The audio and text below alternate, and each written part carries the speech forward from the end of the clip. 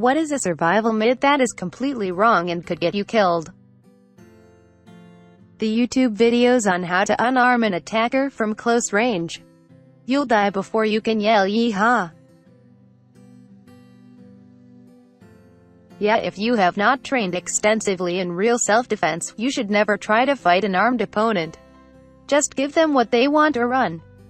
Those videos usually have the person letting the moves be put on them very easily, when in reality a lot of those moves need to be executed at extremely fast speed with practiced precision. Otherwise you will just end up in a wrestling match against someone with a knife, which usually won't end well. There's a video of a soldier showing how to win in a knife fight. The countdown starts and as soon as possible he just books it. I used to run cash parking lots for events. Attendants regularly would have to handle thousands of dollars in cash, sometimes alone or nearly so. I instituted what we called the $200 rule. No attendant should have more than $200 in their hand at any time. Ever. Cash over $200 went into a pocket until I could pick it up. The plan was, if they were ever mugged, had a knife or gun put in their face etc., they were to instantly take that $200 and throw it at the mugger, and run like hell towards the nearest well-lit populated area. The mugger would of course be too busy picking up the $200 to injure the attendant, and or get the big stash of money in the attendant's pocket. It happened twice. Both times the attendant got away no problem and we sacrificed $200 or less for his safety. Money well spent. That's like what sea cucumbers do if they're being chased. They have a second set of lungs that they can shit out. The predator eats the tasty shit lungs, allowing the cucumber to get away. The spare lungs grow back in a week or two.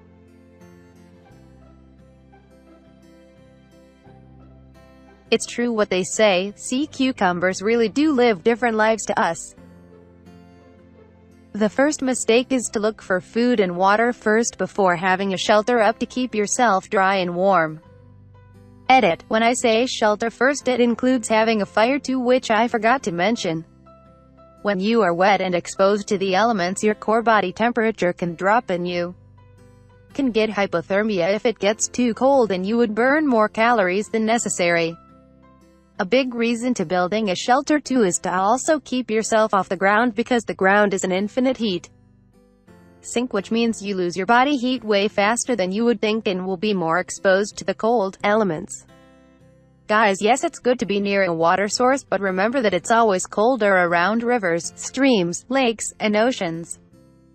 Make sure you are able to easily gather shelter, fire material within the area, plus finding a prime location to set up shelter. If you have to forage for food, avoid mushrooms entirely. Odds are so slim you will find an edible kind that you're much better off looking for things like nuts, seeds, and berries. Edit. This is not the myth, this is the truth. They also hold negligible amounts of calories, so even if you are knowledgeable about fungi, it still isn't worth it. Guess the only scenario where you might go for it is if you have knowledge on edible mushrooms and stumble upon a grove full of them. If you ever find yourself in snake country, make as much noise as possible. Most people want to avoid snakes, so stay quiet, but they are more scared of you than you are of them. Talk loudly, stomp, but obviously keep an eye and ear out for any fellas who don't want you to be there. Source: Australian. Except for the death adder, which will lie there and ignore 19 people stepping over it, then bite the 20th one who has the bad luck to step on it. Easy solution, just get bit by a death subtractor.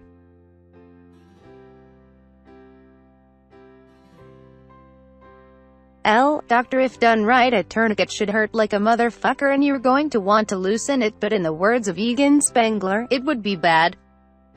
Gradually loosening an applied tourniquet over time is a thing I still see in first aid training videos for some reason. Don't do that. Once a tourniquet is on, remember, and mark the person if you can, what time it was applied, and leave the rest to doctors in a stable environment. Loosening a tourniquet may result in blood loss returning, which requires retightening it. Tightening, loosening repeatedly may cause, on top of additional blood loss, blood to pool up inside the limb, which can cause even more damage.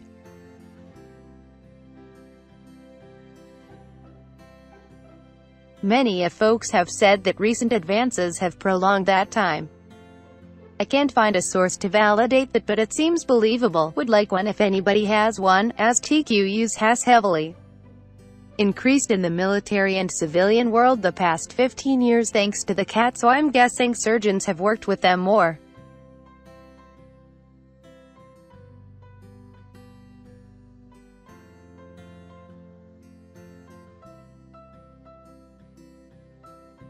Rescue breaths are wildly overrated in most movies and TV shows.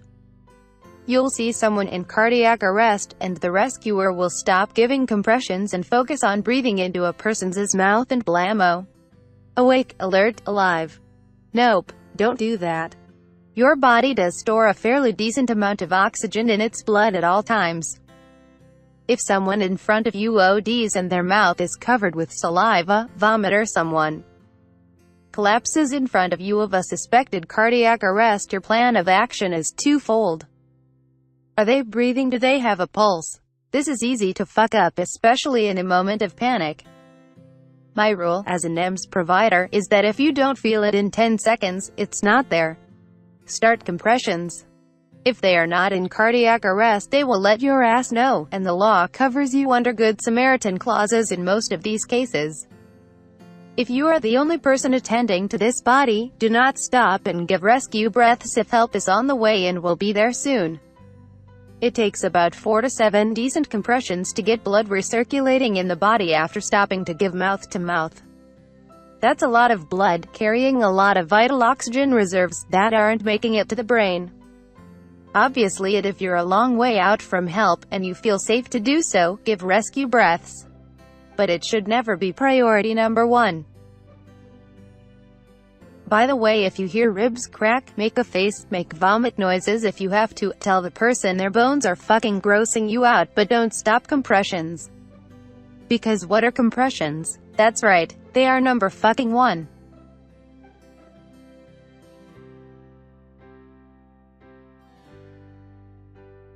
If you get stabbed with anything, don't pull it out since it could be the thing that's preventing you from bleeding out.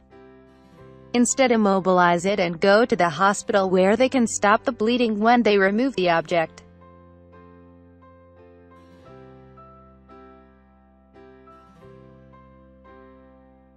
Herbivorous animals are friendly and peaceful, so you are safe being around them, and their presence will show you where food is. Seriously, everything from cows to deer can and will kill you if you make it angry. It is usually a good idea if you are in the wilds not to get near any large wild animal, but herbivores can often be even more aggressive than the predators.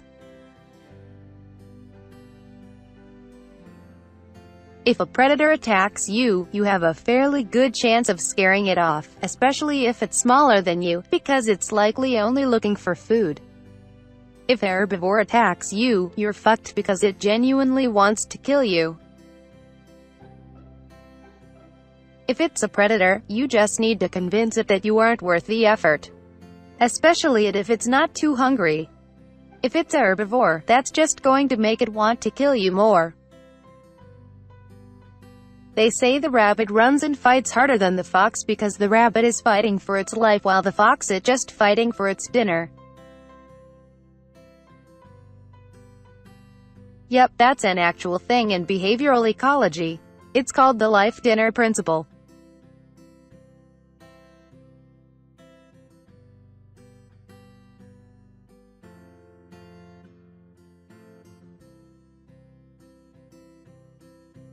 You can hydrate from soda. If that's all you have, drink it. Fallout New Vegas tells me otherwise. You get a cap though.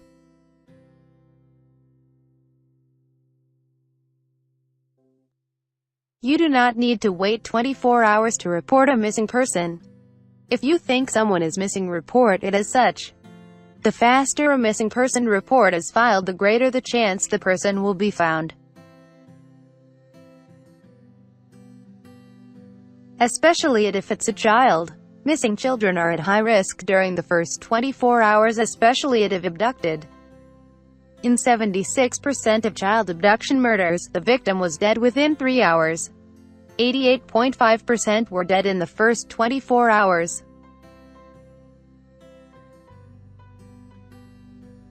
It's actually a felony in some states to fail to report a child missing after a certain amount of time. Some police officers need to be told this. My brother went missing a few years ago, and when we called the cops, they said they legally couldn't do anything for 24 hours. I immediately called bullshit on this and they just brushed it aside as me being emotional. Fucking assholes.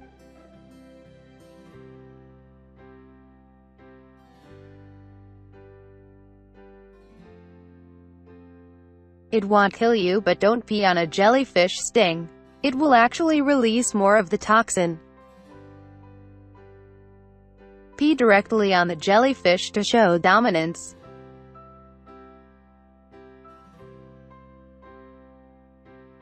That's for stinging my wife.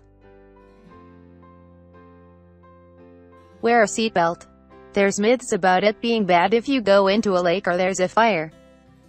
But 1, that has an incredibly tiny proportion of car crashes, and 2, if you're in that situation, you're far more likely to be knocked out and die of inaction if you're not wearing a seatbelt. I know this is a mundane tip, but you're far more likely to be in a life-threatening car crash than be stabbed or be in a falling elevator. Wear a seatbelt. Wear your fucking seatbelt. Apparently passengers can smash into other passengers when they are not wearing seatbelts.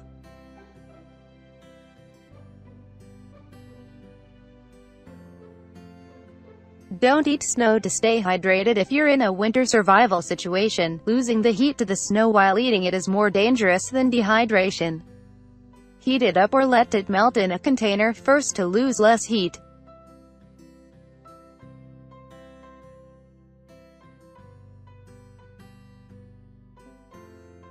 Follow flying birds to find water.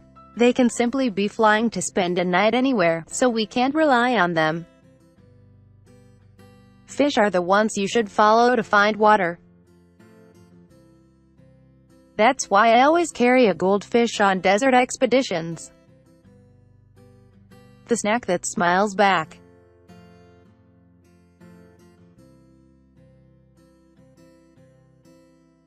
Cotton wicks moisture. Cotton is probably the worst material to wear in an outdoor survival situation because it holds moisture and in doing so loses its ability to keep you warm.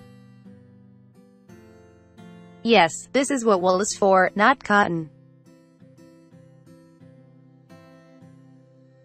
I hear that cotton wicks the scratchy from the wool.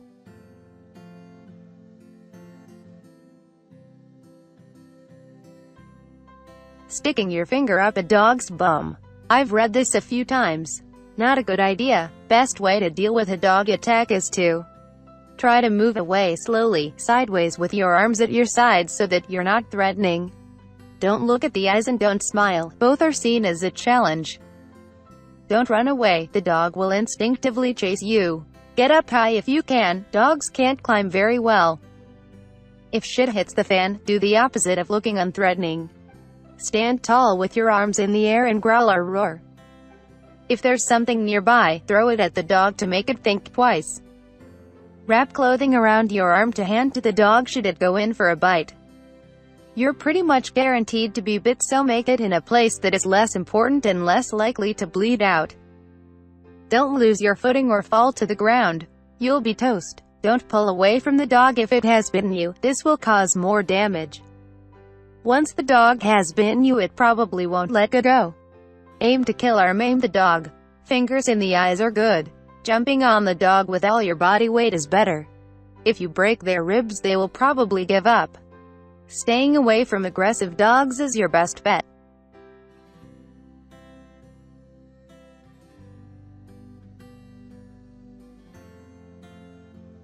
Punch a shark in the nose.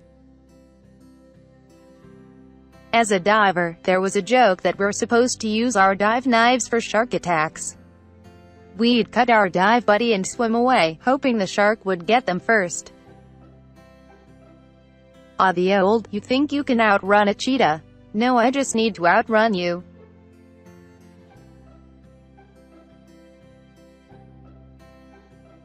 A lot of Southeast Asians believe going from heat to air con, jumping in a swimming pool on a hot day, or even fans will kill you. So many deaths happen every year because people are afraid of being shocked to death from going from hot to cold too quickly. Drinking alcohol to stay warm. You sweat, your blood will rush to your skin and you will freeze, die much faster.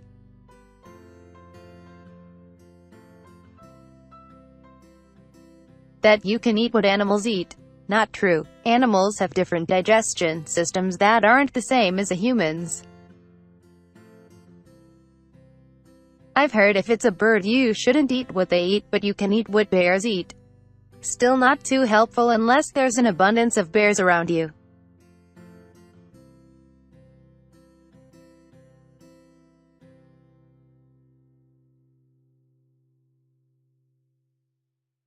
Still not too helpful unless there's an abundance of bears around you. In which case you have bigger problems. Going to see what the bear is having for breakfast, BRB.